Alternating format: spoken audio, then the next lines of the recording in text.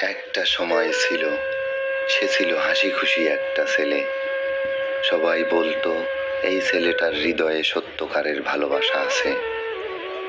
সে এক মেয়েকে ভালোবেসেছিল নিজের জীবনের থেকেও বেশি, যার হাসিতে সে খুঁজে পেয়েছিল নিজের শান্তি, নিজের বেঁচে থাকার কারণ। দিনের পর দিন, রাতের পর রাত সে শুধু ভাবতো ও যেন ভালো থাকে। নিজে কষ্টে থেকেও হাসতো, কারণ তার হাসি দেখলে মনে হতো জীবনটা সফল। কিন্তু কে জানতো যে মানুষটার জন্য সে জীবন কাটিয়ে দিতে চেয়েছিল, সেই মানুষটাই ধীরে ধীরে তার জীবনের সবচেয়ে বড় শত্রু হয়ে উঠবে। ভালোবাসার আড়ালে চলছিল খেলা, চোখে পানি এনে দেওয়ার মতো অভিনয়। মিষ্টি হাসির আড়ালে ছিল ভয়ঙ্কর প্রতারণা। সে ভাবতো আমার প্রিয় মানুষটা কখনো আমাকে কষ্ট দেবে না। কিন্তু সেদিন যে রাতে পৃথিবী চুপ ছিল, চাঁদও ছিল নিস্তব্ধ, ঠিক সেই রাতে শেষ হয়ে গেল একটা নিষ্পাপ হৃদয়ের গল্প।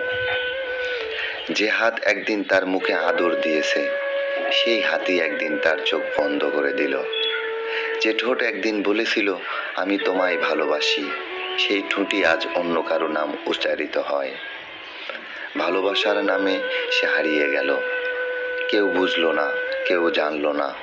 মানুষ শুধু বলল ছেলেটা ছিল পাগল।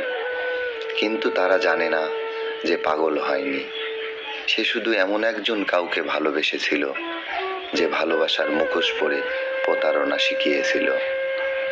শেষ পর্যন্ত সে শুধু একটা কথাই বলেছিল, আমার কষ্টের বিচার আমি চাই না।